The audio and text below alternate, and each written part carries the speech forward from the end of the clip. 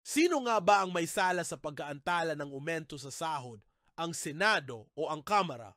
Naglabas ng saloobin sina Senator Joel Villanueva at Senator Chis Escudero matapos akusahan ng House of Representatives ang Senado na pumatay sa wage hike bill.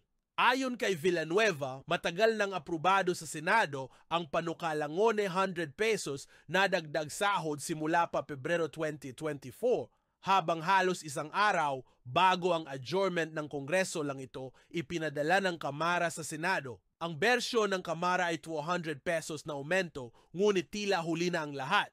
Giit ni Villanueva, walang intensyon ng Kamara na ipasa ito mula't simula. Ayon pa sa kanya, kahit sinabi ng ilang kongresista na papayag sila sa Senate version, lumabas sa social media ang pagtanggi nila kinabukasan. Aniya, nasayang ang pagkakataon na makapagpasa ng batas para sa manggagawa. Salamat sa panonood. Huwag kalimutang i-like, i-share at mag-follow.